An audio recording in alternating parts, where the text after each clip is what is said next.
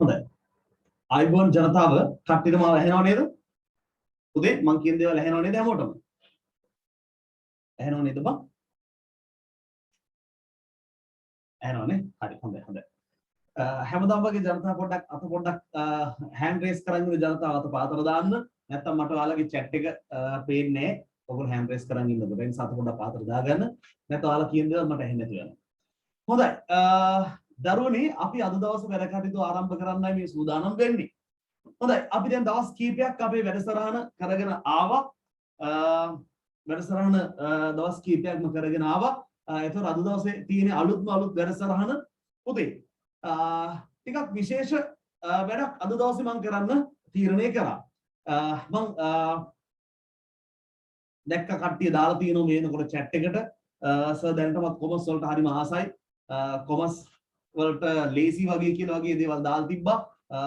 අපේ කොමර්ස් පන්තියේ දවස වෙනකන් නේද? ඉවසිල්ලක් නැතුව බලාගෙන ඉන්නවා කියලා දාලා තිබ්බා.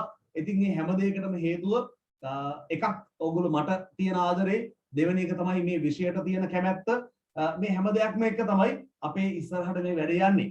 පුතේ ඉතින් සන්තෝෂයි මාව තාම හම්බ වෙලා ඕගොල්ලන්ට මම උගන්වන්න පටන් අරගෙන තාම ඊටාම කෙටි කාලයයි දවස් කීපයයි. ඉතින් මේ දවස් කීපය ඇතුළතදී ඔයාලා ආදරය කරන ගුරුවරයෙක් බවට පත් වෙන ලැබිච්ච එක ගැන මට ඇත්තටම සතුටුයි. හොඳයි. ඔය අත පොඩ්ඩක් පාතර දාමු කට්ටිය. හරි. ජනතාව ඉතින් තියාගෙන ආවේ මම පළවෙනිම දේ අද දවසේ ටිකක් විශේෂ කාරණාවක් තියෙනවා. අපි පහුගිය දවස්වල විවිධ දේවල් කතා කරානේ. පහුගිය දවස්වල විවිධ දේවල් කතා කරා. හැමදාම අපේ කොමර්ස් පන්තිය අලුත්. හැමදාම කොමර්ස් පන්තියේ තියෙන අලුත් දේවල්. සර් අලුත් විදියට වැඩ කරන්න තමයි හැමතිස්සෙම කැමති. ඒ නිසා අද දවසෙත් මම ඔයාලා වෙනුවෙන් අලුත් බ්‍රෑන්ඩ් නිව් කොටසක් අරගෙන ආවා. අලුත්ම බ්‍රෑන්ඩ් නිව් කොටසක් ඔයාලා වෙනුවෙන් සූදානම් කරගත්තා අද දවසේ. ඉතින් මොකක්ද මේ අලුත් වැඩේ? හරි. තාම කට්ටිය ආයිබෝන් කියනවා ආයිබෝන්. ඉතින් පුතේ මොකක්ද අද දවසේ අලුත්ම වැඩේ? දැන් අපිට අවබෝධයක් තියෙනවා අපේ විෂය කොටස් දෙකක් තියෙනවා. ව්‍යාපාරාධ්‍යනය ගිණුම්කරණය.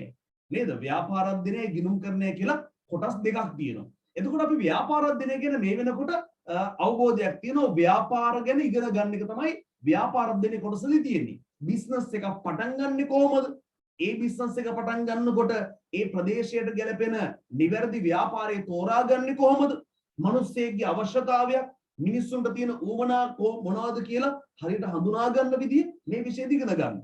ඒ අනුව අපි පටන් ගන්න ඕනේ තනි පුද්ගල ව්‍යාපාරයක්ද, හවුල් ව්‍යාපාරයක්ද, සංස්ථාපිත සමාගම ප්‍රයිවට් ලිමිටඩ් කම්පැනි එකක්ද කියලා තෝරගන්න මේ විෂය ඇතුලේ උගන්වනවා. ව්‍යාපාර අධ්‍යයනයේදී උගන්වනවා. ඊට පස්සේ ඒ ව්‍යාපාරයේ ගණන් ටික හදාගන්නේ කොහොමද? සල්ලි ලැබෙනකොට, සල්ලි ගෙවනකොට, ලයිට් බිල ගෙවනකොට, සේවකයන්ට පඩි ගෙවනකොට ඒක කොහොමද වාර්තා කරගන්න කියලා ගිණුම් කරන යටතේ ඒ වගේ දේවල් අපි ඉගෙන ගන්න. පැහැදිලිද?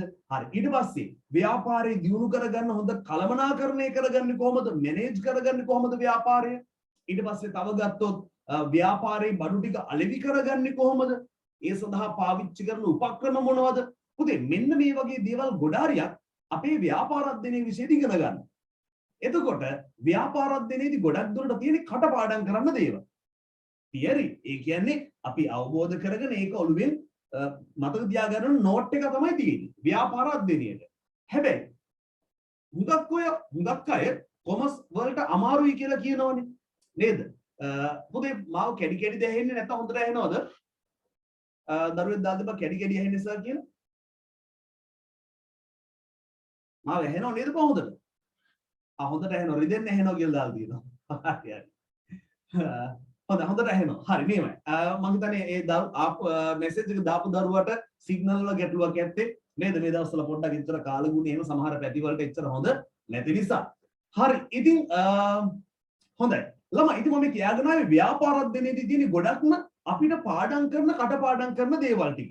හැබැයි බය වෙන්න දෙයක් නෑ. මම සාමාන්‍යයෙන් කටපාඩම් කරන්න තියෙන දේවල් ගිහාන්සගේ දිහා බලන් හිටියම නිකම්ම කටපාඩම් වෙනවා. හරිද? නිකම්ම ඔයාලට කටපාඩම් කරන මගේ ළඟ එක ಜಾති ක්‍රමවේදයන් තියෙනවා. මම ඒවා ඉස්සරහට එකින් එක එළියට ගන්න. අවශ්‍ය වුණාම. ඔය හුඟක් අය අමාරුයි කියන්නේ අපේ විෂය ඇතුලේ ගිණුම්කරණයේ කොටස් ටික. පොතේ මම නැවත කියනවා ගිණුම්කරණයේ කොටස් ටික තමයි සාමාන්‍යයෙන් අමාරු කොටස කියන හුඟක් අය සලකන්නේ. මොකද ඕකේ තමයි ගණන් අදන කැලේ ටික තියෙන්නේ. ඒ නිසා මං අද දවසේ තීරණය කරා පොතේ දරුවෙක් දාන වීඩියෝ ඔන් කරන්න බෑනේ කියලා. අපි දැනට වීඩියෝ ඔන් කරන්නේ නැතුව ඉමු. මගේ වීඩියෝ එක බලලා පේනවනේ ඒ ඇති. හරිද? හරි. හොඳයි. මම නැවත කියනවා පොතේ මාව පේනවනේ බං උඹලට එච්චරයි ආ. නැත්තම් කට්ටිය අර එහෙම මෙහෙම උඩින් කට්ටිය එක එක දේවල් කරනවා පේනකොට දරුවන්ගේ අවධානය වෙන වෙන පැතිවලට යොමු වෙනවනේ. ඒ නිසා මම කැමති මගේ පන්ති යන සම්පූර්ණ කාල සීමාවම දරුවෝ මගේ දිහා බලාගෙන ඉන්නවට. ලස්සනට ඉන්නවනේ සර් නේද? හරි. හරි. කැතයි තමයි බ මොනා කරන්නද ඉතින්. හරි. ඉපදිච්ච විදියනේ ඉතින්. හරි. අමාරු හරි මගේ දිහා බලන් හිටපන් මේ ඉවරනකම් වැඩි. හරි. ඒ නිසා ජනතාව මම නැවත කියනවා. හරි. ඉතින් ළමයි මම නැවත කියනවා අපි අද දවසේ සූදානම් වෙන්නේ ගණන් ටිකක් හදන්න. කැමතිද වැඩේට? වැඩේට කැමතිද? ජනතාව වැඩේට කැමතිද? ඕගොල්ලෝ කොහොමද ගණන් පන්තියක් කරා මාත් එක්ක සම්බන්ධ වෙච්ච ජනතාවක් නේ? මාත් එක්ක ඔයගොල්ලෝ හම් මාව සම්බන්ධුනේ ගණන් පන්තියක් කරානේ. ඒ නිසා ගණන් වලට කැමති නැහැ කියන්න බෑ උඹලට. නේද? ගණන් පන්තියේ සෙට් වෙච්ච උන් ගණන් වලට කැමති වෙන්න ඕනේ. හරි හරි. නියමයි. ඉතින් පුතේ මම නැවත කියනවා හරි එහෙනම් අපි ගණන් ටිකක් හදන්න යන්නේ. ඇත්තම කතාව මේ කොමර්ස් වල ගණන් හුඟක් අමාරුයි කියනවා. මම ඇත්තටම මම පළවෙනි දවසේ කිව්වනේ අපිට තියෙන්නේ එකතු කරන්නයි අඩු කරන්නයි කලාතුරකින් 10%යි 105යි 120යි ඔච්චරයි. දැන් මම අද පෙන්නනවා ඇත්තටම ගණන් කීපයක් වලත් එක හදලා. ඇත්තටම මේ වගේ තියෙන්නේ කියලා. කැමතිද වැඩේට? කැමතිද? හරි. නියමයි. හරි. හැමෝම කැමති ඉන්න නියමයි. අපි එහෙනම් වැඩේට බහිමු. දැන් අපි හදන්නේ ගිණුම්කරණය. බලමු ඔය කියන තරමට ගිණුම්කරණය ඇත්තටම අමාරුද කියලා. ඇත්තටම අමාරුද කියලා. එහෙනම් අපි අද දවස් සාකච්ඡා කරන්නේ ගිණුම්කරණය. ගණන් හදන්න. හරි. පුංචි ගානකට එන්න. ගාන හදන්න කලින් පුංචි දේවල් ටිකක් කියලා ඉන්න. චූටි කැලේ ටිකක්. පුතේ ව්‍යාපාරයක අපි කතා කරන්නේ ව්‍යාපාර ගැනනේ. ව්‍යාපාරවල බන් තියෙන්නේ සල්ලි ලැබීම සල්ලි ගෙවීම නේද? එතකොට ධනයි ඍණයි විතරයි තියෙන්නේ. වීජීය ප්‍රකාශන, ජාමිතිය, ත්‍රිකෝණමිතිය, අංග සාම්‍ය ඒවා නෑ. කොමර්ස් වල තියෙන එකතු කරන්නේ අඩු ගන්න. සල්ලි ලැබෙනකොට එකතු කරනවා, සල්ලි අඩු වෙනකොට අඩු කරනවා. හරි සරලයිනේ බා. හරි. එහෙනම් බලන්නකො වැඩි. පුතේ ව්‍යාපාරයක් පටන් ගන්න අයිතිකාරයනේ බිස්නස් එකට සල්ලි දාන්නේ. ඔව් නේද? ඔව්ද නැද්ද කියලා කියපල්ලා මට ඉක්මනට. ව්‍යාපාරයක් පටන් ගන්න සල්ලි දාන්නේ පුතේ ව්‍යාපාරයේ අයිතිකාරය නේද? අයිතිකාරය නේද ව්‍යාපාරයට සල්ලි දාන්නේ? මට නැවත කියන්න ඔව්ද නැද්ද? ඔව්. එහෙනම් අයිතිකාරයා විසින් ඔය විදිහට සල්ලි දානවාට අපි ලස්සන වචනයක් කියනවා. අයිතිකාරයා ව්‍යාපාරයට බිස්නස් එකට ඔය විදිහට සල්ලි දානවට අපි ලස්සන වචනයක් කියනවා. අපි ඔකට කියන්නේ අයිතිකාරයා ප්‍රාග්ධනය යොදනවා කියලා. ප්‍රාග්ධනය යොදනවා කියලා. උදේ මම නැවත කියනවා ව්‍යාපාරය පටන් ගන්න අයිතිකාරයා සල්ලි දානවට බිස්නස් එක පටන් ගන්න මොකෙක් හරි එකෙක් සල්ලි දාන්න එපා බං. නේද? අන්න ඒකට අපි කියනවා අයිතිකාරයා ප්‍රාග්ධනය යොදනවා කියලා. උදේ හරි ලස්සන වචනයක් මේ මොකද වචනේ? ප්‍රාග්ධනය. ඒ නිසා කට්ටියට ටිකක් හුරු වෙන්නත් එක්ක මේ වචනේ දැන් අඩිය දවසකින් මේක හුරු වෙන්න එපා. ටිකක් හුරු වෙන්නත් එක්ක කට්ටිය මට ওই වචනේ ටයිප් කරලා එවන්නකෝ බලන්න. සිංහල වලින්, ඉංග්‍රීසි වලින්, එහෙම නැත්නම් සිංග්ලිෂ් වලින් හරි කමන්නේ මට ඉක්මනට එවපාලා chat එකට. ප්‍රාග්ධනය මේ වචනේ අහලා ඇති ඔයගොල්ලෝ. ප්‍රාග්ධනය. ප්‍රාග්ධනයට පුතේ ඉංග්‍රීසි වලින් අපි කියන්නේ ඉක්විටි කියලා. ඉක්විටි. හරි. මම පුතේ උගන්වනකොට උගක් වෙලාවට සිංහල වචනෙත් එක්කම ඉංග්‍රීසි වර්ඩ් එකක් කියනවා. මොකද හේතුව මගේ පන්තිවල ඕන තරම් ඉංග්‍රීසි මීඩියම් දරුවෝත් ඉගෙන ගන්නවා.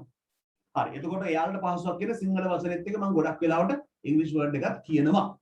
හොඳයි. ඉක්විටි එහෙම නැත්නම් ප්‍රාග්ධනය නියමයි. පුතේ අයිතිකාරයා ප්‍රාග්ධනය යොදනවා. යොදලා තමයි ව්‍යාපාරය පටන් ගන්න. එතකොට සමහර වෙලාවට අපේ කොමර්ස් පේපරේ අහනවා අයිතිකාරයා අවුරුද්ද මුල ව්‍යාපාරය පටන් ගන්න ප්‍රාග්ධනය දානවනේ. දාලා ව්‍යාපාරය කරගෙන යනවා. කරගෙන යනකොට අවුරුද්ද අන්තිම වෙනකොට අයිතිකාරයට ව්‍යාපාරයේ කොච්චර ප්‍රමාණයක් ව්‍යාපාරයේ ඇතුලේ අයිතිකාරයාගේ සල්ලි තියෙනවද? අයිතිකාරයට අයිති කොච්චරක් දේවල් තියෙනවද? අයිතිකාරට කොච්චරක් හිමීද කියලා, හිමිකමක් තියෙනවද කියලා හොයන්න විභාගෙ ලියනවා. හරිනේ? හරි. මම නැවත කියනවා ව්‍යාපාරයට කිසියම් මුදලක් අයිතිකාරයා දානවනේ ප්‍රාග්ධනය. එහෙම දාලා පටන් අරගෙන අවුරුද්ද අවසාන වෙනකොට අවසානයේ යාගේ ප්‍රාග්ධනය කොච්චරක් තියෙනවද කියලා බලන්න සමහරලාට එනවා. පැහැදිලිද? අන්න ඒ වගේ අවස්ථාවකදී ඒ ගාන හදන්නේ කොහොමද කියලා මම පුතාලට දවසේ කියලා දෙන්න. හරි බලමු හරි සරල කොටසක් මේක. අපි හිතමු කිසියම් ව්‍යාපාරයක් ආරම්භ කරන්න අයිතිකාරය දැම්ම කියලා රුපියල් ලක්ෂ 5ක්.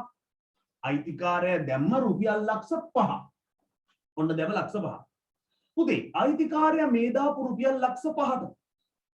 මේ දාපු රුපියල් ලක්ෂ 5ට අපි හිතමු දැන් ඔන්න ලක්ෂ 5 දාලා බිස්නස් එක ස්ටාර්ට් කරා. ව්‍යාපාරේ පටන් ගත්තා. ඔන්න දැන් බිස්නස් එක කරගෙන යනකොට අයිතිකාරයට පේනවා ටිකෙන් ටික ව්‍යාපාරේ දියුණු වීගෙන එනවා. ව්‍යාපාරේ ටිකෙන් ටික ගොඩ යනවා. අයිතිකාරයා මොකද කරන්නේ? එයා මොකද කරන්නේ? එයා තීරණය කරනවා දැන් ව්‍යාපාරේ දියුණු වීගෙන එන නිසා තව ප්‍රාග්ධනය ටිකක් යොදලා තව ව්‍යාපාරේ පුළුල් කරා නම් හොඳයි කියලා හිතෙනවා. පැහැදිලිද වෙන්නේ? එහෙම හිතෙනවනේ බං. ව්‍යාපාරේ දියුණු වෙනකොට තව ටිකක් ඉන්වෙස්ට් කරන්න, තව ටිකක් ආයෝජනය කරන්න හිතෙනවා. අපි හිතමු මේ ව්‍යාපාරයේ අයිතිකාරයා ආපහු ප්‍රාග්ධනය දානවා. අමතර ප්‍රාග්ධනය දානවා. පුතේ අමතර ප්‍රාග්ධනය දානවා රුපියල් ලක්ෂ 2ක්. අමතර ප්‍රාග්ධනය දානවා රුපියල් ලක්ෂ 2ක්. පැහැදිලිද? හරි රුපියල් ලක්ෂ 2ක්. හරි මම නැවත කියනවා. අයිතිකාරයා රුපියල් ලක්ෂ 5ක් දැම්මා ආරම්භක ප්‍රාග්ධනයේ විදිහට. ඊට පස්සේ රුපියල් ලක්ෂ 2ක් දැම්මා අමතර ප්‍රාග්ධනයේ විදිහට. දැන් මට කියන්න අයිතිකාරයා යොදපු මුළු ප්‍රාග්ධනය කොච්චරද? ජනතාව මම නැවත අහනවා. මුළු ප්‍රාග්ධනය හොයන්න මට කියන්න ආරම්භක ප්‍රාග්ධනයට අමතර ප්‍රාග්ධනය මොකක් කරන්න ඕනේ? උදේ මොකක් කරන්න ඕනේද බං? ආරම්භක ප්‍රාග්ධන අමතර ප්‍රාග්ධනය මොකක් කරන්න ඕනේද? ඉක්මනට කියන්න.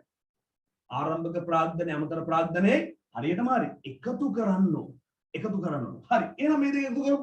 දැන් මට කියන්න මේ ව්‍යාපාරයේ මුළු ප්‍රාග්ධනය කොච්චරද? කීයද බං මුළු ප්‍රාග්ධනය? මුලින්ම ලක්ෂ 5ක් දැම්ම පස්සේ තව දෙකක් දැම්ම. ඔක්කොම ලක්ෂ 7යි. ඔක්කොම ලක්ෂ 7යි. හරිම ලේසි. රුපියල් ලක්ෂ 7යි. නියමයි. ඔන්න දැන් අයිතිකාරයා දාපු සල්ලි අයිතිකාරයාට අයිති ව්‍යාපාරය තුළ තියෙන දේවල් වලින් ලක්ෂ 7ක්. හරිද? හරි. ඔන්න දැන් ව්‍යාපාරය යනවා. දැන් ඔන්න ව්‍යාපාරේ ටිකෙන් ටික යනවා. මේ ටිකෙන් ටික යනකොට ව්‍යාපාරයට ලැබෙනවා ආදායම්. මොනවද ලැබෙන්නේ? ආදායම් ලැබෙන්නේ. පුතේ රුපියල් 80000ක ආදායමක් ලැබෙනවා. ආදායම අයිති වෙන්න ඕනේ බිස්නස් එකේ අයිතිකාරයට නේද? ඒ ලැබෙන ආදායම බිස්නස් එකේ අයිතිකාරයට නේ බං හම්බ වෙන්න ඕනේ. එහෙනම් ළමයි එහෙනම් මේ ලක්ෂ 7ට මේ 80000ත් අපි මොනවා කරමුද? අන්න හරි. මොනවා කරමුද? එකතු කරමු. හරිම ලේසි. එහෙනම් දැන් මට කියන්න දැන් ව්‍යාපාරයේ අයිතිකාරයා එයා දාපු 7ක් තියෙනවා. තව ආදායම් ලැබුණා 80000ක්. එහෙනම් දැන් අයිතිකාරයේ මුළු ප්‍රාග්ධනේ මුළු හිමිකම කොච්චරද පුතේ? හරිම ලේසි. හරිම ලේසි. රුපියල් කොච්චරද? කොච්චරද? කොමර්ස් පේපරේ අහන පුංචි ගානක් අපි මේ කරන්නේ. මේමයි. නේද? හුඟක් අය කොමර්ස් අමාරුයි, ගිණුම් කරන්නේ අමාරුයි, අරකයි මේකයි කියනවා. එයාලට අමාරු ඇති. ඔයාලට අමාරුද කියලා බලන්නකො ඉස්සෙල්ලාම. හරි. මේමයි. උදේ උත්තරේ 7,80,000ක් වෙනවා මුළු ප්‍රාග්ධනය. ඔන්න 7,80,000. 7.80. 7,80,000. මේමයි. තව ටිකක් කියමු බලන්න. ඔය 7,80,000ක් දැන් ඇතුලේ තියෙන ව්‍යාපාරේ. අයිතිකාරට ඕන වෙලාවක ඒ සල්ලි ගන්න පුළුවන්. එයා දාපු ලක්ෂ 7ක් තියෙනවා. තව 80ක් ලැබිලා තියෙනවා. එයාට ඕන වෙලාවක ඔය 7,80,000 අරගෙන යන්න පුළුවන්. හරි. ළමයි. හැබැයි ව්‍යාපාරයක් කරගෙන යනකොට ආදායම් විතරක් නෙවෙයි. සමහර පුංචි මොනවක් තියනවද පුතේ? ළමයි ආදායම් ලැබෙනව විතරක් නෙවෙයි. අපිට පුංචි මොනවා කරන්නත් වෙනවද? අන්න හරි. පුංචි වියදම් පාඩු අලාභ තියෙනවා. ඒ නිසා අන්න හරි. ඒ නිසා අපිට පොඩි වියදම් ටිකකුත් තියෙනවා. ළමයි රුපියල් 30000ක් වියදම් වෙලා තියෙනවා සේවකයන්ට පඩි ගෙවන්න, විදුලි බිල ගෙවන්න, ඊට පස්සේ ප්‍රචාරණ කටයුත්තක් සඳහා ඔය වගේ පුංචි වියදම් ගොඩක් තියෙනවා ව්‍යාපාරයේ. පැහැදිලි නේද? හරි. එහෙනම් අර 7,80,000න් මේ වියදම් රුපියල් 30000 පුතේ මොකක් කරන්න වෙනවද? අපිට ඒක අඩු කරන්න වෙයි. හරි. නියමයි. 7.80ක් තිබ්බා. ඒකෙන් 30ක් අඩු වුණාලු. එහෙනම් පුතේ දැන් මට කියන්න අවසාන උත්තරේ. අපි අවසාන උත්තරේට ඩබල් ඉරි ගහනවා. ගැහුවා ඩබල් එක අවසාන උත්තරේට. ළමයි මට කියපල්ලා මේ ව්‍යාපාරයේ අවසන් ප්‍රාග්ධනය කොච්චරද? අවසාන වෙනකොට ප්‍රාග්ධනය අයිතිකාරයට හිමි ප්‍රමාණය කොච්චරක් තියෙනවද? හරිම ලේසි. 7,80,000න් 30,000ක් ගියම අවසන් ප්‍රාග්ධනය 7,50,000. 7,50,000. 7 ලක්ෂ වැඩි කරුණාද?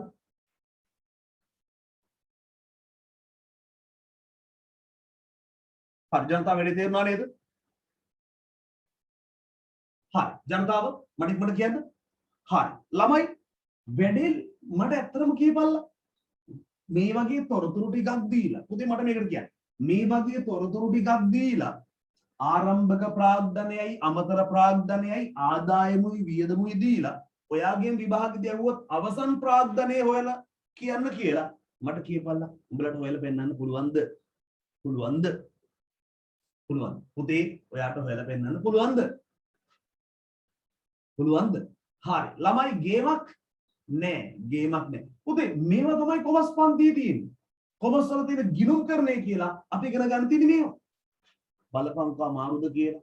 ඉතින් පුතේ මේක අමාරු නම් වැඩක් තියනවද ඒකට? හරි. ඒ නිසා ළමයි හරි. දැන් කවුරුත් මොකද ලියන්න යන්න එපා. මොකද ලියන්න යන්න එපා. හරි. දැන් එකපාරක් බලමු. ආරම්භක ප්‍රාග්ධනයට අමතර ප්‍රාග්ධනය එකතු කරා. ඒ ආපු ගානට ආදායම් එකතු කරලා ඒකින් වියදම් ටික අඩු කරපු ගමන් මොකද උනේ? මොකද උනේ? පුතේ කෙලින්ම අවසන් ප්‍රාග්ධනය ආවා. අවසන් ප්‍රාග්ධනය ආවා. හරි. පුතේ කට්ටිය අත පොඩ්ඩක් hand raise කරන් ඉන්න ජනතා පොඩ්ඩක් කට්ටිය ඉන්නවනම් අත පාත් දාන්න. හොඳයි. මට සමහර messages එහෙම පේන්නේ. හරි. හොඳයි. අපි ඊළඟ කැලලට යමු. මට සමහර messages පේන්නේ නැහැ බං. හරි පුතේ කර්මා පැහැදිලිනේ. හරි. දැන් අපි පොඩි වැඩක් කරන්න යන්නේ. පුංචි ගානක් හදන්න යන්නේ. හරිද? පුංචි ගානක් හදන්න යන්නේ. හරි. ළමයි දරුවෙක් අපිට ඕනේ කොටු රූල් පොතක්ද තනි රූල් පොතක්ද කියලා. අපිට ඕනේ පුතේ ඉස්සරහට දැන් අද ඕනේ නැහැ. ඉස්සරහට අපිට ඕනේ තනි රූල් CR පොතක්. CR පොතක් තනි රූල් පිටු 200ක විතර පොතක් ගන්න. පිටු 200ක විතර පොතක් ගන්න ගිණුම් කරණයට ව්‍යාපාර අධ්‍යයනයට මම නිබන්ධන දෙනවා. මම ටියුට් දෙනවා. හරිනේ? ටියුට් එකේම ලියන්න තියෙනවා, හිස්තැන් ටික තියෙනවා. ඊට පස්සේ ටියුට් එකේ වැදගත් නෝට් ටික මුද්‍රණය කරලා තියෙනවා. පැහැදිලිද? හරි. ඒක වෙනම ටියුට් එක වෙනම ලස්සනට හදලා තියෙනවා. එතකොට ගිණුම් කරන්නේ ගණන් හදන ටිකට තමයි ඔයගොල්ලෝ CR පොතක් ගන්න ඕනේ. අද ඕනේ නෑ බං. අද ඕනේ නෑ. CR පොතක් ගන්න ඕනේ තනි රූල්. ගණන් හදන්න තියෙනවා කියලා කොටු රූල් ගන්න එපා. තනි රූල් ගන්න. මොකද විභාගයට ඔයාට හම්බෙන්නේ තනි රූල් කොලයක්. ඕලෙල් විභාගෙදී ඔයාට හම්බෙන්නේ තනි රූල් කොල. ඒ නිසා අපි ඒකට තමයි හුරු වෙන්න ඕනේ. ගණන් හදන්න දෙනවා කියලා කොටු රූල් ගන්න එපා. තනි රූල්. CR පොතක් ගන්න පිටු 200ක විතර. හරිනේ? ගිණුම් කරන්නේ ගණන් ටික මම මුද්‍රණය කරලා නිබන්ධනයක් දෙනවා. මුද්‍රණය කරපු නිබන්ධනයේ තියෙන ගණන් ටික හදන්න වෙන්නේ CR පොතේ. පැහැදිලිනේ? හරි. නියමයි. හරි. දැන් අද වැඩේට නිකන් කොල කෑල්ලක් හෝ පොතක් පාවිච්චි කරන ගැටලුවක් නෑ. හරි. අපි ඉස්සරහට පිළිවෙලට වැඩේ පටන් ගමු. හරි. නියමයි. පුතේ මම එන දැන් පුංචි අභ්‍යාසයක් කරන්නේ. අභ්‍යාසාංක 1. දැන් මම ඔයාලට ගානක් හදන්න දෙනවා. මට නිවැරදි උත්තරේ එවන්න ඕනේ කට්ටිය. මට හරි උත්තරේ එවන්න ඕනේ. බලමු වැඩේ. මෙන්න තියෙනවා. අපි හිතමු ව්‍යාපාරයක තියෙනවා ආරම්භක ප්‍රාග්ධනය රුපියල් ලක්ෂ 3ක්. ආරම්භක ප්‍රාග්ධනය රුපියල් ලක්ෂ 3ක් තියෙනවා. මේ ලක්ෂ 3 තියෙනකොට අයිතිකාරය ටික දවසක් ගිහලා බිස්නස් එක දියුණු කරන්න. දානවා අමතර ප්‍රාග්ධනය ලක්ෂයක්. ලක්ෂයක් දාන්න. පැහැදිලිද? නේද? ඊළඟ එක. ඊට පස්සේ ටික දවසක් ගිහලා ව්‍යාපාරය කරගෙන යනකොට ඔන්න ව්‍යාපාරයට ලැබෙනව මොනවද? ආදායම්. මෙන්න තියෙන ආදායම. රුපියල් 50000යි. රුපියල් 50000ක ආදායමක් ලැබෙනවා. හරිද? 50000ක ආදායමක් ලැබෙනවා. අන්තිම එක. හැබැයි 50000ක ආදායමක් ලැබුණට පුංචි පුංචි වියදම් ටිකකුත් තියෙනවනේ. ඔන්න තියෙනවා වියදම රුපියල් 20000යි. මගේ ප්‍රශ්නය අවසන් හිමිකම කොච්චරද කියන එක. අවසන් ප්‍රාග්ධනය කොච්චරද කියන එක. දැන්ටවත් මට උත්තර ටික පේනවා. chat එකට උත්තර ටික ඇවිල්ලා තියෙනවා නියමයි. නියමයි. මම ඔයාලට කැමතියි. මම ඔයාලට කැමතියි. හරි. ඔයාලගේ ගණිත ගණන් සර් ඔයාලට හරියටම උගන්ලා තියෙනවා. නේ. මගේ වැඩේ කොමර්ස් ටික ඔයාගේ ඔළුවට ගන්න දාන්නේ. ඒ නිසා වැඩේ ලේසි. අපිට වැඩේ ලේසි. හරි නේද? පුතේ මෙන්න තියෙනවා. හරි අපි මොකද්ද කරන් තියෙන්නේ? හරි ගාන හදමු ඉක්මනට. අපිට කරන් තිබෙන්නේ මොකද්ද? හරි. මට හරි උත්තරේ පේනවා. නියමයි. ආරම්භක ප්‍රාග්ධනයේ ලක්ෂ 3යිනේ. ඒකට අපි අමතර ප්‍රාග්ධනයේ රුපියල් ලක්ෂයක් එකතු කරමු. මොන්න එකතු කරා. එතකොට අපිට එනවා ලක්ෂ 3යි මේකට එකතු කරාම රුපියල් ලක්ෂයක් රුපියල් ලක්ෂ 4යි කියන එක එකතු. අපි මේකෙන් නේද අපි මේකෙන් ආදායම් ටික මේකට එකතු කරනවා. හරිද? ලක්ෂ 4ක් තිබ්බෙකට 50000 එකතු වුණාම රුපියල් 4,50,000. 4,50,000 වැඩි හරි. 4,50,000. ඊට පස්සේ ඒ ආදායම් වලින් අපි අඩු කරනවා වියදම් අඩු කරනවා අඩු කරන තියෙන නිසා අපි මතකෙට මොකක්ද දාගන්නවද? වරහණක් දාගමු. හැමතිස්සෙම අඩු කරන්න තියෙනවා කොමස් පන්තියේදී වරහණක් දාගමු. මේමයි අඩු කරන්න තියෙන්නේ 4,50,000න් අපි අඩු කරනවා 20,000ක් අන්තිම උත්තරයට ගහනවා ඩබල්. උදේ උඩින් සිංගල් ඉරයි යටින් ඩබල් ඉරයි. උඩින් සිංගල් යටින් යටින් තමයි ඩබල් තියෙන්නේ. මේමයි. උදේ බලන්න උඩින් සිංගල් යටින් ඩබල්.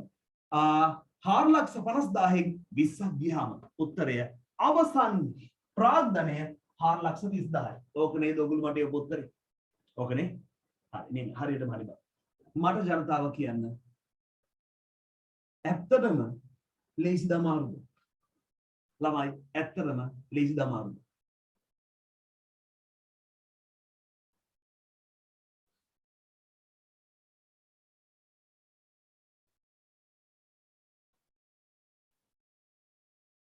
හරි නේ.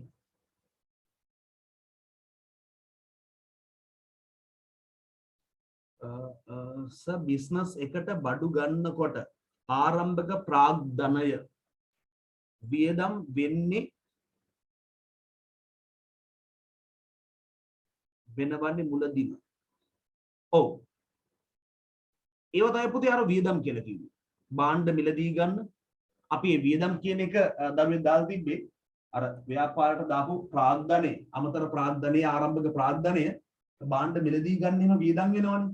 ඒව තමයි වියදම් කියලා අපි අන්තිමට දැම්මේ. සේවකයන්ට පඩි ගෙවන්න, බඩු ගන්න, ලයිට් බිල ගෙවන්න, ටෙලිෆෝන් බිල ගෙවන්න අන්න ඒ සඳහා ගිය වියදම් ටික තමයි මේ තියෙන්නේ. පැහැදිලිනේ? හරි. වියදම් ටික අපි අන්තිමට දැම්මා. එකතු කිරීම ටික ඉස්සෙල්ලාම දාලා අඩු කිරීම ටික අන්තිමට දැම්මා. පැහැදිලිනේ? හරි. නියමයි. ජනතාව වැඩේ ලේසි. වැඩේ ලේසි. හරි. තව එකක් ගමුද? ළමයි තා අභ්‍යාසයකට යමුද? ළමයි තා අභ්‍යාසයකට යමුද? හරි. තා චූටි එකක්. චූටි එකක්. හරි. හොඳයි. තව එකක් බලමු. මෙන්න අභ්‍යාසංක 2. පුතේ මෙන්න අභ්‍යාසංක 2. චූටි එකක් අර වගේම එකක් දෙන්න. මට හරියට උත්තරේ කියන්න. ශනික උත්තරේ වන්නම්. ආරම්භක ප්‍රාග්ධනයේ 2,70,000යි. හරිද? ආරම්භක ප්‍රාග්ධනයේ 2,70,000යි. ඊට පස්සේ අයිතිකාරය අමතර ප්‍රාග්ධනය දානවා 1,20,000. වැඩේ ලේසි. 1.20ක් දැම්ම අමතර ප්‍රාග්ධනය. ඊට පස්සේ ඔය යන අතරේදී ව්‍යාපාරයට ආදායම් ලැබෙනවා රුපියල් 30,000ක්. වියදම් වෙලා තියෙනවා 40,000ක්. මගේ ප්‍රශ්නය අවසන් ප්‍රාග්ධනය කොච්චරද කියන එක. අවසන් ප්‍රාග්ධනය කොච්චරද? හරි නේද? මට උත්තර ටික පේනවා ළමයි? හොඳයි නේද? මම ඔයාලගේ පන්තිරේ කැමතියි හරි. ඔයගොල්ලෝ මට ශනික උත්තර ටික කියනවා. වැඩෙත් එක්ක නියමට සෙට් වෙලා ඉන්නෝ. හරි නේද? ඔයාලා හොඳ ළමයි සෙට් එක. හරි නේද? හරි. පුතේ මෙන්න තියෙනවා ළමයි කොමස් වල අපිට ඉගෙන ගන්න තියෙන ගිණුම් කරන හැටි අපිට ඉගෙන ගන්න තියෙන ගන්න. තව දේවල් තියෙනවා. මේවා තමයි මූලික දේවල්. හරිද? අපිට මේ වගේ දේවල් පුළුවන් නම් අපිට ඉස්සරහට යන්න පුළුවන්. ඊටු ටිකක් මේ සව් ගන්න දේවල් තේරෙනවනේ බලන්න. පොල්ලෙන් ගෙහුව වගේ තේරෙනවනේ. මේ තරම් සරලව මං කියලා දෙනවා. පුතේ මගේ ක්‍රමය තමයි මම උගන්වන්නේ පන්තියේ ඉන්න 15ම මට්ටමේ. හරිද? අර සාමාන්‍ය වචන කියන වැඩ බැරීමේ කාගේ මට්ටමෙන් තමයි මම උගන්වන්නේ. හරිද? මං හිතන් ඉන්නේ මගේ පන්තියේ ඉන්න ඔක්කොම වැඩ බැරි උන් කියන. එතකොට මං වැඩ බැරීමේ කාට පුළුවන් වෙන මට්ටමේ ඉතාම සරලව තමයි උගන්වන්නේ.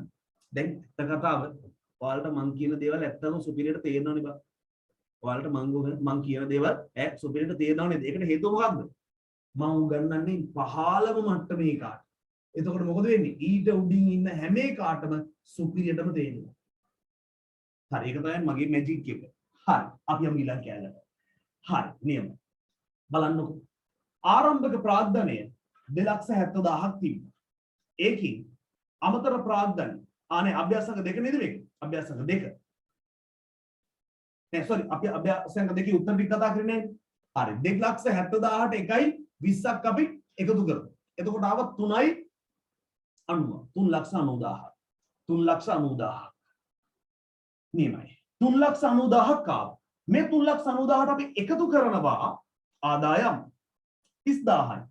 3යි 90ට 30,000ක් එකතු වුණාම කීයද? 4යි 20යි. 4,20,000යි. 420,000යි. නේද? ඔය හැම විදිහටම කියනවා. 420,000යි. පුතේ ඒකින් අපි අඩු කරනවා වියදම් ටික. රුපියල් 40,000ක් අඩු කරන්න ඕනේ. 420න් 40ක් අඩු වුණාම උත්තරේ ඩබල් එක ගහමු. අවසන් හිමිකම අවසන් ප්‍රාග්ධනය පුතේ රුපියල් කීයද? රුපියල් කීයද? රුපියල් 3,80,000. 3,80,000. වැඩි ලීසි. වැඩි ලීසි. හරි. ළමයි. හරි. පැහැදිලිද වැඩි? නෙමයි. ළමයි සමහර ප්‍රශ්න මට මිස් වෙනකොට මම ඒවට හිමිට උත්තර දෙන්නම්. හරි. නෙමයි. පුතේ තව ගානකට යන්න. වෙනස් විදිහක. දැන් මේ જાතිම ගණන් හදන්න ඕනේ නෑ නේ බං. චුට්ටි වෙනස් ගානකට යන්න. පොඩි වෙනස් ගානකට. මොකද කියන්නේ? කොමර්ස් වල තියෙන තව වෙනස් ගාන. දැන් එක එක જાති ගණන් තියෙනවා. තව චූටි ගානක් අපිට තියෙන පොඩි වෙලාවයිනේ. නේද? අපේ පන්තියේ තියෙන්නේ පැයක් විතර කාලයක්. හරිද? ඒ පැයනොත් දැන් තමත් නේද විනාඩි 40ක් විතර ඉවරලා තියෙන්නේ. නේද? සැලකිලි ප්‍රමාණයක් දැන් ඉවරලා තියෙන්නේ. හරි. කොහොමත් අපේ කොමර්ස් පන්තිය ටිකක් නේද? ටිකක් වැඩිපුර වෙලාව යන පන්තිය. ඒ කියන්නේ වෙලාව යනවා දැනෙන්නේ. හරි. කොල්ලෙක් ඕකේ බොස් කියලා දාලා තියෙනවා. හොඳයි. හොඳයි ජනතාව. අපි එනම් අභ්‍යාසංග 3ට යමු. අභ්‍යාසංග 3. මම හිතන්නේ ඔයගොල්ලෝ ගණන් හදන පාර්ට් එකට ගොඩක් කැමතියි වගේ. ඈලමයි. සර් අද තෑගි නැද්ද කියලා අහලා තියෙනවා. අද තෑගි ලෑස්ති කරේ නෑ ජනතාව. මම ඔයාලට වෙනම අර Google form එක හරහා තෑගි දෙන සිස්ටම් එක හදන්න. හරිනේ? හරි. නැත්තම් මොකද දන්නවද? ඊට පස්සේ තෑගි දෙන්න වෙන්නේ ඔන්ලයින් නේ. රීලෝඩ් එකක් වගේ එකක් දාන්න වෙන්නේ. තෑග්ගක් විදියට. එතකොට මොකද වෙන්නේ? ෆෝන් නම්බරේ වන්නේ ඊට පස්සේ අනිත් ඒවොත් එක්කම දිනපු කාඩිමේ ඔක්කොම ඒවා ටික ෆෝන් නම්බර් දාන්න. එතකොට මට හොයාගන්න බෑ මොකාටද තෑග්ග දෙන්න ඕනේ කියලා. හරි. මම දන්නවනේ උඹලගේ හැටි. හරි. ජනතාව අපි යමු ඊළඟට. හරි. තව දවස් 2 hours කරමු කියලා අපි දැනට පැයක් කරමු. අපි දෙසැම්බර් මාසයේ ඉඳලා පැය දෙකක් කරමු. හරි. මම විස්තරය කියන්න අන්තිමට. පුතේ බලන්නකෝ. මම පුංචි ගානක් කියන්න. අපේ කොමර්ස් පන්තියේ කොමර්ස් වල තියෙන පුතේ සමීකරණ සෙට් එකක්. සමීකරණ දන්නව නේද? A සමානයි B ධන C. 5 සමානයි 3 ධන 2. හැමතිස්සෙම නේද? පුතේ මට කියන්නකෝ හැම සමීකරණයකම පොදු ලක්ෂණයක් තියෙනවා. මම කියන සමීකරණ කීපයක් 20 සමානයි 5 ගුණ කිරීම 4. 20 සමානයි 5 ගුණ කිරීම 4. 100 සමානයි 500 බෙදීම 5. 100 සමානයි 500 බෙදීම 5. තව එකක් ගමු. A සමානයි B ධන C. Z සමානයි x ඍණ y. ළමයි ඔය මං කියපු හැම සමීකරණයකම මැද්දේ මොන ලකුණ තිබ්බද? සමීකරණයක අනිවාර්යයෙන්ම තියෙන අංගය මොකක්ද? අන්න හරි. සමාන ලකුණු නේද? විචල්‍යයන් දෙකක් දෙපැත්තේ තියෙනවා නේද? පරායක්ත විචල්‍යයි ස්වායක්ත විචල්‍යයි කියලා දෙන්නෙක් දෙපැත්තෙන් ඉන්නවා. වෙනස් වෙන දෙන්නෙක් නේද? මැද්දෙන් තියෙනවා සමාන ලකුණු. පුතේ ඕක තමයි සමාන ඒ කියන්නේ සමීකරණයේ සරලකම. විචල්‍යයන් පැත්තකට දාපල්ලමු. දෙපැත්තේ ಜಾති දෙකක් තියෙනවා මැද සමාන ලකුණක් තියෙනවා. ওই වගේ එකක් මේ සමීකරණය කියන්නේ සරලව. හරි. පුතේ ওই වගේ කොමර්ස් පන්තියේ පුංචි සමීකරණ සෙට් එකක් තියෙනවා. මොනවද මේ සමීකරණ? ඒකෙන් පළවෙනි එක සමීකරණය මම අද ඔයාලට කියලා දෙන්න. පළවෙනි එක නෙමෙයි ගොඩක් පාවිච්චි කරන සමීකරණයක් මේක. අපි ඒකට කියනවා වත්කම් සමානයි හිමිකම් ධන වගකීම් කිය. බලන්න පුතේ වත්කම් සමානයි හිමිකම් දන වගකීම්. වත්කම් සමානයි හිමිකම් දන වගකීම්. මේ හිමිකම් කියලා කියවර ප්‍රාග්ධනය කියන එකටම තමයි. මම පස්සේ කියලා දෙන්නම් පුංචි වෙනස්කම් තියෙනවා. පුතේ වත්කම් සමානයි හිමිකම් දන වගකීම්. වත්කම් වලට අපි ඉංග්‍රීසි වලින් කියන්නේ assets කියලා. assets. හිමිකම් වලට කියන්නේ equity කියලා. පුතේ ප්‍රාග්ධනය වගකීම් වලට අපි කියන්නේ liabilities කියලා. liabilities කියලා. හරි. ප්‍රාග්ධනයට capital කියන වචනේ පාවිච්චි කරනවා. හරි. මම ඉස්සෙල්ලා කලින් කිව්වේ නෑ ඒක. පුතේ මම නැවතේ. වත්කම් සමානයි හිමිකම් දන වගකීම්. දැන් ඔයාලට තේරෙන්න ඕනේ හැමතිස්සෙම මේ පැත්තේ ඉලක්කම් දෙක එකතු කරාම මොකකට සමාන වෙන්න ඕනේද? මේ පැත්තේ එන ඉලක්කමට වත්කම් වලට සමාන වෙන්න ඕනේ කියන කාරණාව තේරුණා නම් මට මැසේජ් එකක් දාන්න. yes කියලා. පුතේ මේ පැත්තේ ඉලක්කම් දෙක එකට එකතු කරාම මෙන්න මේ වත්කම් කියන උත්තරේ එන්න ඕනේ කියන එක තේරුම් ගත්ත කට්ටිය මට මැසේජ් එකක් දාන්න. නියම. හරිම සරලයි. එහෙනම් පුංචි අභ්‍යාසයක් දෙනවා ඔයගොල්ලන්ට. හරි. පොඩි කොල කැල්ලක් ගමු. හරිද? පොඩි කොල කැල්ලක් ගන්න ඔයගොල්ලන්ගේ පාත් තියෙන. හරි මම තප්පර කීපයක් දෙන්න. පුංචි කොල කැල්ලක් ගන්න. අරගෙන හරි කොල කැල්ලක් අරන් හරි මෙයාට උත්තර ටික ලියාගන්න. උත්තර ලියාගෙන පුංචි සමහර කටු වැඩක් කරන්නත් වෙයි. චූටි කටු වැඩක්. හරි බලන්න. අපි කරන්නේ. අපි තුමු අංක 1. අංක 1 මෙයා කියනවා හිමිකම් තියනවලු රුපියල් ලක්ෂයක්. හිමිකම් ලක්ෂය. ධන වගකීම් තියනවලු 50000. මේ දෙක එකතු කරාම අපි අහනවා වත්කම් කොච්චරක් තියනවද කියලා. ළමයි ඕකට මොකටද කොල කෑලි? ඊළඟට කොල කෑලි ඕන වේ. හරි මට ඉක්මනට උත්තරේ කියන්න. උත්තරේ කියන්න. මේකයි එකතු කරාම හිමිකමුයි වගකීමුයි එකතු කරාම අපිට එනවා වත්කම් වල උත්තරේ. වැඩි ලේසි බා. හරි. පුතේ මේ කොමර්ස් පන්තියේ තියෙන මේ O level පේපරේ එන විදිහේ ගණන් වලට අදාළ කන්සෙප්ට්. හරිද? ළමයි මේවා මාර ලේසි. හරිද? හැබැයි පිළිවෙලට ඔයාලට උගන්වන්න ඕනේ ලේසි විදිහට. ඔයාලට ආස හිතන විදිහට. හරි. තව එකක් බලමු. අංක 2. මෙයා මේ පාර කියනවා හිමිකම් තියනවලු රුපියල් 1,55,000ක්. ධන වගකීම් තියනවලු රුපියල් 43,000ක්.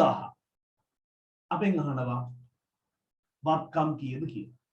හරි උත්තරේ දැන් ඉවන්න එපා. දැන් තියාගන්නකෝ.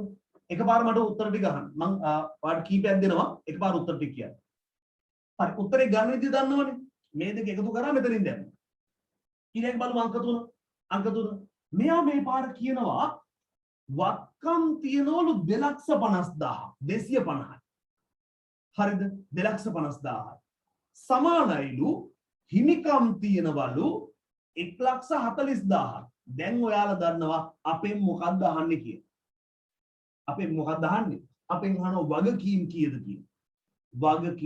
කියලා. පුතේ උත්තරේ කොහොමද ගන්නේ?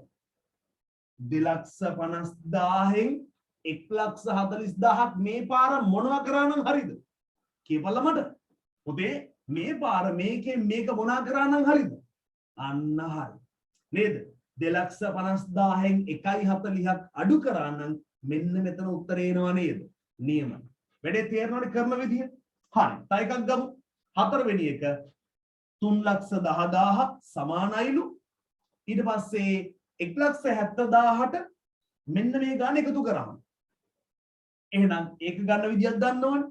මේකෙන් මේක අඩු කරාම එහා පැත්තේ උත්තරේ එනවා. ළමයි දැන් කෙනෙක් බලනවා ඉතින් මොනවද යකෝ සර් මේ කියලා දෙන්නේ කියලා. මෙච්චර ලේසි ගණන් විභාගෙට නේද? ඔව්. කොමර්ස් පේපරේ එනවා. හරිද? හරි. ළමයි මම නැවත කියන්න. හරි. තව එකක් බලමු. වත්කම් තියෙනවා 4,20,000 සමාන. මේ පාර වගකීම් තියෙනවලු 3,10,000. අපෙන් අහනවා මේ පාර හිමිකම කීයද කියලා. මේ පාර මොකද කරන්න තියෙන්නේ? මේ පාර 4,20,000න් 3,10,000ක් මොනා කරන්න තියෙන්නේ? කලින් වගේ මොනා කරන්න තියෙන්නේ? අන්න හරි. අඩු කරා නම් උත්තරේ ලැබෙනවා. අඩු කරා නම් උත්තරේ ලැබෙනවා. දැන් කොල කැලේ ලියා ගන්න මේ ටික. හරිද? අන්තිම එක මම කියන්න. අන්තිම එක 1,80,000ට ඊට පස්සේ අපි කියනවා වගකීම් වල තියෙනවා රුපියල් 70,000යි අපි අහනවා හිමිකම කීයද කියලා. උදේ මම විනාඩියක් තප්පර 30ක් විතර දෙන්නම්. ඉක්මනට ඔයාගේ කොල කෑල්ලේ 1 2 3 4 5 6 කියලා ලියලා එකට උත්තරේ මේක දෙකට උත්තරේ මේක තුනට උත්තරේ කියලා ලියාගන්න ඉක්මනට ලියාගන්න. හරි ලියලා 6ම ලියලා ඉවරලා මට දාන්න මෙසේජ් එකක් ඕකේ කියලා. 6ම ලියලා මට දාන්න ඕකේ කියලා මෙසේජ් එකක්. ඊට පස්සේ මම අපි උත්තර ටික බලමු.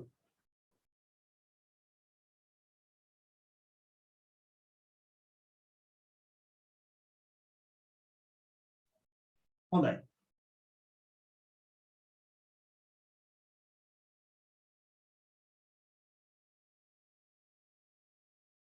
නේද? හුඟක් අය ඉවරයි කියලා දාලා තියෙනවා. මම ඒ අතරේ මිස් වෙච්ච ප්‍රශ්නයක් දෙකක් බලන්නම්.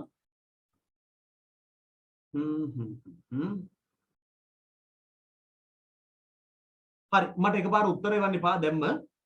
අවසන් ප්‍රාග්ධනය ප්‍රතිශත වලින් ලියන්න තියෙනවද? නැහැ. එහෙම නේ. සර් මුලදී බිස්නස් එකේ දාන්න යන ගානද ආරම්භක ප්‍රාග්ධනය කියන්නේ. ඔව් පුතේ. අයිතිකරු ප්‍රථමයෙන්ම ව්‍යාපාරයට යොදන ප්‍රාග්ධනයේ තියෙන බිස්නස් එක පටන් ගන්න බිස්නස් එක ස්ටාර්ට් කරන්න අන්නේ මුදලට ඒ වටිනාකම තමයි අපි කියන්නේ ප්‍රාග්ධනය ආරම්භක ප්‍රාග්ධනය කියලා. සර් මුලදී බිස්නස් එකට ඒ ප්‍රශ්නේ අහලා තින්නේ. හරි. නේද? හරි හුඟක් අය දාලා තියෙනවා ඕකේ කියලා. වැඩේ හරි.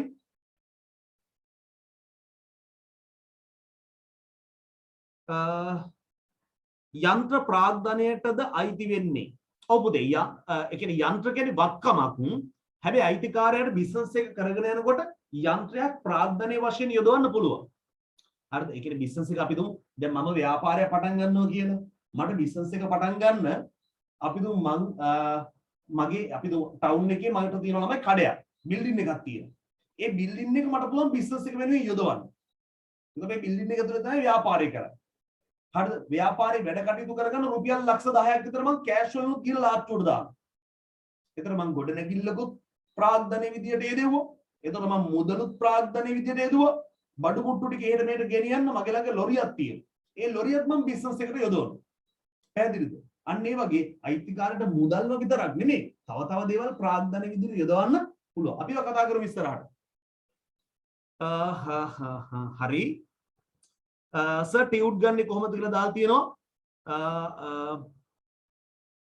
හරි. හරි සර්ගේ contact number එක දාන්න කියලා දාලා තියෙනවා. කැම්පස් යන්නේ නැතුව chartered accountant job එකක් හොයාගන්න පුළුවන්ද? පුළුවන්. chartered accountancy කියලා කියන්නේ පුතේ private exam එකක්. හරිද? ඔයාට විශ්වවිද්‍යාලය යන්න අවශ්‍යතාවයක් නැහැ. ඔයාට ඒක වෙනම private කරලා ඔයාට chartered accountant කෙනෙක් බවට පත් වෙන්න පුළුවන්. හරි ප්‍රශ්න ගොඩක් අහලා තියෙනවා. හරි chartered accountant කෙනෙක් වෙන්න O level A level qualification මොනවද? ළමයි A level සාමාන්‍ය exam ඒ කියන්නේ A level පාස් වෙලා තිබ්බම ප්‍රමාණවත්.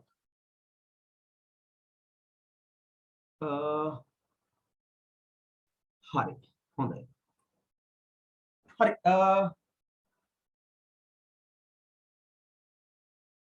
හරි මම දැන් වැඩේට එන්නම්.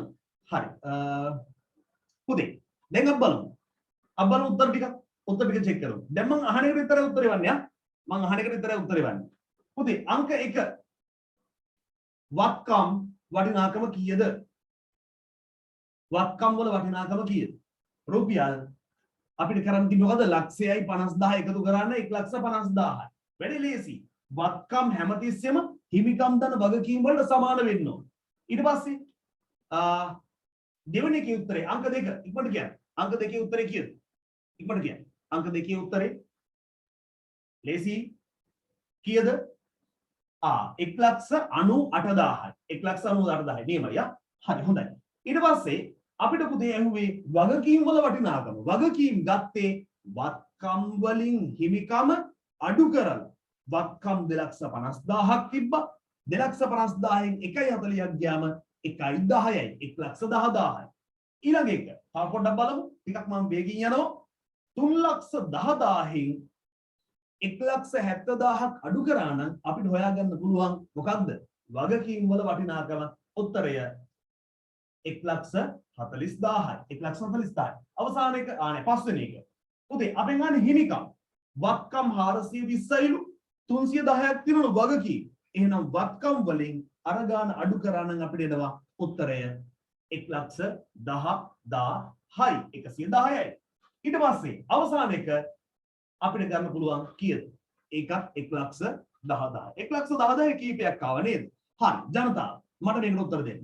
6න් 6ම හරි ජනතාව මට yes කියලා මෙසේජ් එකක් දාන්න.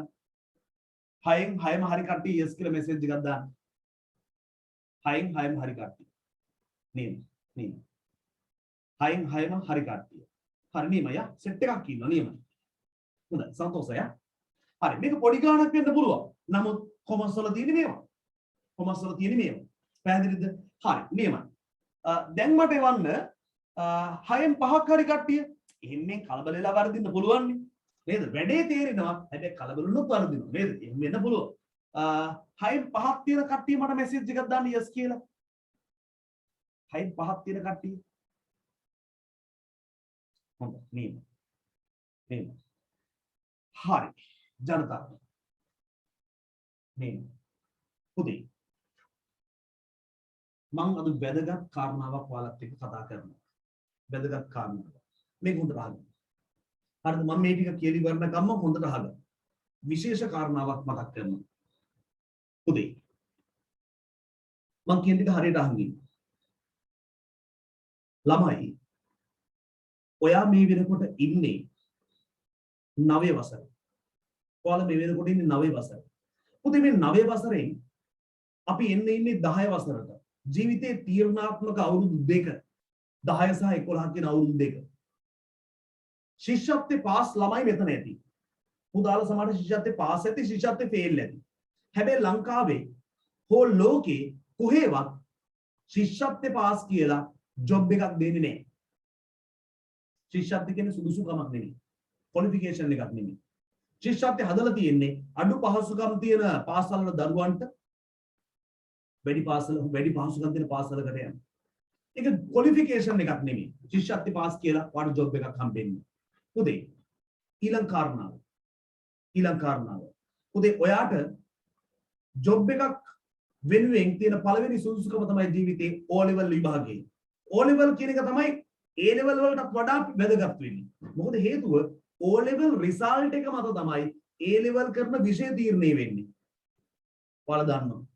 O level result එක හොඳට දැම්මොත් තමයි ඔයා කැමති A level subject එකක් කරන්න වෙන්නේ. ඒ නිසා පුතේ වැදගත්ම දේ O level. මෙතනින් හරියට වැඩේ ගොඩ දාගත්තොත් තමයි ඔයා ડોක්ටර් කෙනෙක්ද, ඉංජිනේර කෙනෙක්ද, ලෝයර් කෙනෙක්ද, චාටර්ඩ් ඇකවුන්ටන්ට් කෙනෙක්ද, ටෙක්නීෂියන් කෙනෙක්ද, නැත්නම් ජොබ් එකක් නැතුව ඔහේ ඉන්න කෙනෙක්ද කියලා තීරණය වෙන්නේ. ඒ නිසා මේ අපි එන්න හදන්නේ අන්න ඒ තීරණාත්මක තැනට. පුතේ මේ දවස්වල අපි දන්නවා රටේ අධ්‍යාපනය ටිකක් අවුල් වෙලා තියෙනවා. නේද? රටේ අධ්‍යාපනය ටිකක් විතර අවුල් වෙලා තියෙනවා. පහුගිය කාලේ පාසල් අධ්‍යාපනයක් තිබුණේ නැති ගානයි. මම මේ කියන කාරණා හරියට අහගන්න පුතේ. පුතේ ඒ නිසා ඇත්තටම උපකාරක පන්ති ගුරුවරු තමයි ගොඩක් දුරට පහුගිය දවස්වල දරුවන්ගේ රටේ අධ්‍යාපනයේ බර ඇදගෙන ගියේ. නේද? ඇත්ත කතාව ඒක. හරි දැන් නැවතත් පාසල් ආරම්භ වෙලා තියෙනවා. එතකොට ඒ උද්ඝෝෂණ හමු වුණත් වැඩ වර්ජන හමු වුණත් සමහර ගුරුවරු අධ්‍යාපනයේ නේද ඉගෙනීම් කටයුතු කරා. අපි ඒගොල්ලන්ට ගොඩක් ගෞරව කරනවා. හරි. ඒ කාරණා පැත්තකින් තියන්නකෝ. කොහොම වුණත් ඔයගොල්ලෝ පහුගිය දවසක දැක්කා O level විභාගයේ මේ පාර ලියන අයියලා අක්කලාට සමහර විෂය කොටස් අඩු කරා කියලා මෙසේජ් පණිවිඩයක් කියලා තිබ්බා. දැක්කද ඒක? නිවුස් එකක් දැක්කද? විභාගයේ ඒ කියන්නේ විෂය කොටස් අඩු කරනවා කියලා දැක්ක නේද කට්ටිය? සමහර කොටස් අහන්නේ නැහැ කියලා. ඔව් සමහර හැමෝම දැක්කා. ඊට පස්සේ දැන් පහුගිය දවසක මේක දවස් කීපයකට කලින් ආපහු කිව්වා නෑ කිසිම දෙයක් අඩු කරන්නේ ඒගොල්ලොන්ට ප්‍රමාණවත් කාලයක් විභාගය සඳහා දීලා තියෙන නිසා කිසිම කොටසක් අඩු කරන්නේ නැහැ කියලා ආපහු අධ්‍යාපන අමාත්‍යාංශයෙන් ආපහු වෙන පණිවිඩයක් දුන්නා. ඒකත් ඔයගොල්ලෝ දකින්නේ. ළමයින්ට තේරෙනවා. දැන් මේ රටේ පොඩි අධ්‍යාපනයේ පොඩි අවුලක් යනවා. නේද? අධ්‍යාපන දෙපාර්තමේන්තුවෙන් ගන්න තියෙන විභාග දෙපාර්තමේන්තුවෙන් දන්නේ. එහෙම සීන් එකක් තමයි යන්නේ. ඒ නිසා කොහොම වුණත් දැන් ටිකක් වැඩේ ටිකක් අවුල් වීගෙන යන්නේ. ඒ නිසා 2023 අවුරුද්දේ O level ලියන්නේ පුතාලා ටික, ඔයාලා ටික. ඒ විභාගෙ වෙනකොට මේගොල්ලෝ මොන කතන්දර කියයිද කියලා අපි දන්නේ නැහැ. සමහරට ඒ වෙනකම්ම කොවිඩ් ප්‍රශ්න තියෙයි. සමහරට ඒ වෙනකොට කොවිඩ් ප්‍රශ්න විසඳිලා අපිට නේද සාමාන්‍ය ජීවිතය ගත කරන්න පුළුවන් වෙයි. හැබැයි කොවිඩ් ප්‍රශ්න තිබ්බත් නැතත් ඔයාට 2023 අවුරුද්දේදී O level විභාගෙ ලියන්න වෙනවා. ළමයි ලංකාවේ මිනිස්සුන්ට පොඩි ගැටලුවක් තියෙනවා. ගැටලුව තමයි ලංකාවේ මිනිස්සුන්ට කිසි දෙයක් මතක හිටින්නේ. ඕනම දෙයක් මතක හිටින්නේ ටික දවසක්. හරිම ටික දවසක්. නේද? සතියක් යනකොට පරණ දේවල් කිසිවක් මතක නැහැ. ඔයාට මතකද මීට මාස කිහිපයකට කලින් කොළඹ වරාය කිට්ටුවේ නැවක් ගිරුණා කියලා? මතකයි. ළමයි හැබැයි දැන් මේ මං කියනකන් දැන් මේ මතක් කරනකන් මතක තිබුණේ නැහැ නේද? යකෝ නැවක් ගිරුණා නේද කියලා. ළමයි ඒකට වන්දි හම්බෙනවා කියලා කිව්වා නේද? වන්දි හම්බුණාද නැද්ද කියලා ඔක්කොත් ලංකාවේ මිනිස්සුන්ට දැන් මතක නැහැ. මොකද හේතුව ওই කේස් එකෙන් පස්සේ මොකද උනේ? පියුමි හංසමාලිව අරගෙන ගියා නේද? අර නිරෝධායනට අරගෙන ගියා. නැව අමතකුණා පියුමි හංසමාලි උඩට ආවා. ඊට පස්සේ පියුමිගේ කේස් එක ඉවරනකොට තව කේස් එකක් ආවා. එතන පියුමි මතක නැහැ. ළමයි ඔය වගේ දැන් පෞගි දවස්වල හිටිය අපි වර්ල්ඩ් කප් සීන් එකේ නේ? වර්ල්ඩ් කප් සීන් එකේ දැන් පෞගි දවස්වල හිටියේ. එතන පොහොර නැහැ කියලා ලංකාවේ අමතක වුණා. නේද? කිරිපිටි නැහැ කියලා ගෑස් නැහැ කියලා අපිට අමතක වුණා. ලංකාවේ මිනිස්සුන්ගේ හැටි මේක. මේ ලංකාවේ මිනිස්සුන්ගේ හැටි. ඒ නිසා ළමයි වැඩි ඕනේ ඔච්චර මේ දාස් ගාන පහුගිය දවස්වල කොවිඩ් නිසා මැරුණා කියලා අපි දන්නවා. දැන් මිනිස්සුන්ට ඒක මතකද කියන්නකෝ? ඒක මතක නැහැ. මොකද ඒ නිසා ලංකාවේ මිනිස්සු හරිම ඉක්මනට දේවල් අමතක කරන જાතිය. හැබැයි ඔයා මතක තියාගන්න ඔයා 2023 O level විභාගෙ ලිව්වට ඔයා ඔය ඇප්ලිකේෂන් ඔයා රිසල්ට් ෂීට් එක අරගෙන ජොබ් එකකට යන්නේ තව අවුරුදු 10කින්. තව අවුරුදු 10කින්. පුතේ මම නැවත කියනවා. ඔයා 2023 දී O level ලිව්වට රිසල්ට් ෂීට් එක හම්බුනාට 2023 අවසානයේ 2024 ආරම්භයේ පුතේ ඔයාගේ ඒ රිසල්ට් ෂීට් එක නම් ජොබ් එකකට ඉන්ටර්විව් යන්නේ තව අවුරුදු 10කින්. ඔයා හිතනවද තව අවුරුදු 10කින් ඉන්න ඉන්ටර්විව් බෝඩ් එකේ ඉන්න මිනිස්සුන්ට මතක තියෙයි කියලා? ආනේ මේ 2023 O level ලියපු ළමයිනේ. මේ ළමයින්ට හරියම පන්තියකටවත් යන්න හම්බුන්නේ නැහනේ. මේ ළමයි මේ ඔන්ලයින් අධ්‍යාපනය ලැබපු ළමයිනේ. ඉස්කෝල වහලා තිබ්බනේ කියලා එදාට ඒ මිනිස්සුන්ට මතක නැහැ. එදාට ඒ මිනිස්සුන්ට මතක නැහැ. ඒ නිසා ඒ මිනිස්සු බලන්නේ ඔයාගේ රිසල්ට් ෂීට් එකේ ඔයාට ඒ සාමාර්ථ කීයක් තියෙනවද කියන කාරණාව විතරයි. පුතේ එහෙනම් කොවිඩ් තියෙනවද? පන්ති ඔන්ලයින්ද? පන්ති ෆිසිකල්ද කියන කාරණාව පැත්තකට තියලා උඹලට සිද්ධ වෙනවා මොකක් කරන්නද? මේ වැඩේ ගොඩ දාගන්න. එහෙම නැති වුණොත් පුතේ සාමාන්‍ය මිනිස්සෙක් අවුරුදු ජීවිතේ ජීවත් වෙනවා සාමාන්‍යයෙන් අවුරුදු 75ක් විතර. දැන් කාලේ මිනිස්සු 75ක් විතර. දැන් ඔයා 14ක් විතර ජීවත් වෙලා තියෙන්නේ. 15යි කියන්නකෝ. තව 60ක් ජීවත් වෙන්න තියෙනවා. ඔයා මේ 60 ජීවත් වෙන්නේ සතුටින්ද දුකින්ද කියන කාරණාව තීරණය වෙන්නේ ඔයාගේ ප්‍රතිඵලය මත. මොකද ප්‍රතිඵලය මත තමයි ඔයාට ජොබ් එකක් හම්බ වෙන්නේ. ඒ නිසා ඔයා ඉස්සරහට අනාගතේ සතුටින් ඉන්නවද නැද්ද කියන එක තීරණය වෙන්නේ මේ ප්‍රතිඵලය මත. පුතේ අධ්‍යාපන දෙපාර්තමේන්තුවේ මේ දවස්වල පිස්සු නටනකොට අපිට ගුරුවරු විදියට මේ වගකීම අතාරින්න බෑ. අපිට වගකීමක් තියෙනවා උඹලව ගොඩ දාන්න. පුතේ අපි මේ කරන්නේ ඒ වැඩේ.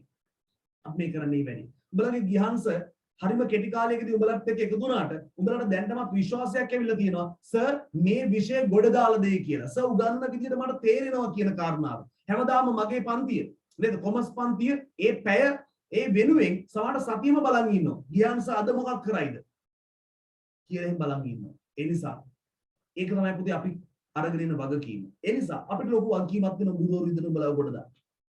හරි. පුතේ අන්න ඒ කාරණාව නිසා අපිට පොඩි chance එකක් තියෙනවා. chance එක තමයි දැන් ඉස්කෝලේ පටන් ගන්නේ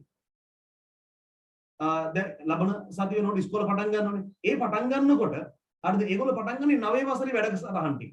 ඒතර 9 වසර ඉවර කරලා මාර්තු අප්‍රේල් විතර වෙනවා පුතේ සාමාන්‍යයෙන් 10 වසරට ඉස්කෝලේ ඔයගොල්ලෝ යනකොට.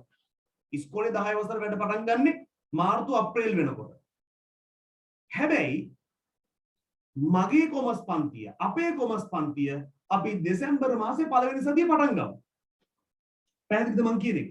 අපි දෙසැම්බර් මාසේ පළවෙනි සතිය නම් අපි පටන් ගමු. පැහැදිලිද කාරණාව? එතකොට අපිට chance එකක් තියෙනවා. මොකද දැන් මේක අර පරණ සබ්ජෙක්ට් ඉවර කරන්න එහෙම කතන්දරයක් නෑනේ. මේක අලුතෙන්ම ඉගෙන ගන්න විෂයක් නේ. නේද? මේ කොමර්ස් කියන සබ්ජෙක්ට් එක අපි අලුතෙන්ම ඉගෙන ගන්න විෂයක්. හරිද? අලුතෙන්ම ඉගෙන ගන්න විෂයක් නිසා අපිට දෙසැම්බර් මාසෙ වැඩේ පටන් ගන්න පුළුවන්. එතකොට අපි දෙසැම්බර් මාසේ, ජනවාරි මාසේ, පෙබරවාරි මාසේ කරලා මාස 3ක් අපි මේ විෂය ඉගෙන ගන්නවා. හරිද? මේකේ විභාග කරනවා. මේකෙන් පේපර්ස් කරනවා. පාස් පේපර්ස් වලට උත්තර ලියන්න පුළුවන්ද කියලා චෙක් කරනවා. සෙමිනා කරනවා. මේ සියල්ලම කරාට පස්සේ තමයි ඉස්කෝලේ උගන්වන්න පටන් ගන්න. අපේ හැබැයි මාස 3ක් ඒ වෙනකොට ගිහිල්ලා. එතකොට ඉස්කෝලේ පවත්වන පළවෙනි වාර විභාග යනකොට ඔයා සුපිරියටම මේ වැඩේ ගොඩ දාන්න පුළුවන් මට්ටමටපත් වෙලා. මොකද අනිවාර්යයෙන්ම මගේ පන්තියේ මොකද වෙන්නේ? පළවෙනි වාර විභාගයේ කොමර්ස් වලට ගහනවා කෙලින්ම 85න් ඉහළ ලකුණක්. මම අනිවාර්යයෙන් බලන්න විශ්වාසයෙන් කියනවා. පැහැදිලිද? අන්න එතකොට ඔයා කලින් 5 වෙනිය හිටියානම් පන්තියේ මේ පාර ඔයාට 3 වෙනිය වෙන්න පුළුවන්. පැහැදිලිද? ළමයි ඒ විදිහේ ටිකක් වෙනස් විදිහේ වැඩක් කරන්න පුළුවන්. හරි. ඒ නිසා ඉස්කෝලේ පටන් ගත්ත දෙන් ලබන අවුරුද්දේ. හැබැයි අපි අපේ කොමර්ස් පන්තිය පටන් ගමු දෙසැම්බර් මාසේ පළවෙනි සතියේ. පැහැදිලි ජනතාව වැඩේට කැමතිද ඔබලා? වැඩේට කැමතිද? දෙසැම්බර් මාසේ පළවෙනි සතියේ කොමර්ස් පන්තියේ සිලබස් එක පටන් ගමු. අවශ්‍යතාව උමනා ඉඳන් හරිද වැඩේ පිළිවෙලට නිබන්ධනයක් ඔයාලට එවලා හරිද ඊට පස්සේ සියලු දේවල් ටික පිළිවෙලට කරගෙන යන්න. හරිද? එතකොට හැම සතියෙම පැය දෙක ගානේ ධ්‍යාන සත් එක වැඩ කරන chance එක හම්බෙනවා. වැඩට කැමතිනේ? නේමයි. හරි නේමයි. ළමයි ඉස්කෝලේ කතන්දර වැඩක් නැහැ. ඔයාගේ ජීවිතේ තියෙන ඔයාගේ දෙමව්පිය සහ අපේ ගුරුවරු අතර. හරි නිසා අපි වැඩේ පටන් අරගෙන කරගෙන යමු. ඒ අතර ඉස්කෝලේ අපේ වැඩේට සෙට් වෙයි. ඉස්කෝලේ පටන් ගන්නකොට ඔයා දැනුම අරගෙන තමයි ඉස්සරහට යන්නේ. ඒ නිසා අපිට වැඩ ගොඩක් කරන්න පුළුවන්. කාරණා පැහැදිලිනේ? හරි. එහෙනම් පුතේ ඔයාලා අද අම්මලාට කියන මේ පණිවිඩය. අම්මලාට කියන පණිවිඩය. හරිද? අපි ලබන සතියේ පන්තිය තියෙනවා. හරිද? ලබන සතියේ පන්තිය තියෙනවා මේ වෙලාවටම. පුතේ ලබන සතියේ පන්තිය තියෙනවා මේ වෙලාවටම මේ වැඩසටහන ඉතුරු එක ලබන සතියේ කරනවා. ඊට අමතරව අපි දෙසැම්බර් මාසෙදී පළවෙනි සතියේ නම් අපි අපේ විධිමත් පන්තිය පටන් ගන්නවා. අපේ සිලබස් එක සාකච්ඡා කරනවා. ඒකෙදි කරන්න කෙලින්ම විභාගයේ ඉලක්ක කරගෙන O level පේපරේ කොමර්ස් පේපරේට ඒකක් ගන්නෙ කොහොමද කියන එක තමයි අපි උගන්වන්නේ. පැහැදිලිද වැඩි? හරි නේද? ළමයි මේක තමයි වැඩසටහන. හරි. ඔයාලට අනිකුත් තොරතුරු සියල්ලම අපි ඔයාලගේ ගෲප් එකේ දැනුවත් කරනවා සහ ලබන සතියේදී මම ඊටු සියලු තොරතුරු ටික දැනුවත් කරනවා. පැහැදිලිද? හරි. උඹලට ගොඩක් ආදරෙයි. මොකද හේතුව මම දැනුවත්ව මගේ පන්තියේ ලින්ක් එක ඔයගොල්ලෝ යාළුවෝ ඔක්කොම ෂෙයා කරනවා. යාළුවන්ට මම ගැන කියලා තියෙනවා. හරිද? ඒ නිසා මට සමහර තොරතුරු මටත් ආරංචි වෙනවා. මොකද මේ ලංකාව පුරා විසිරිච්ච ළමයි ඉන්න නිසා. හරි. ඒ නිසා උඹලට උගක් ආදරේ. අපි ගොඩක් එකතු වෙලා වැඩ කරමු. උඹලගේ ජීවිතේ සාර්ථක වෙනකන් අපි මහන්සි වෙමු. අපි නැවත හම්බෙමු ලබන සතියේ. ඔයාලා හැමෝටම සුබ සතියක්. ආයුබෝවන් ජනතාව.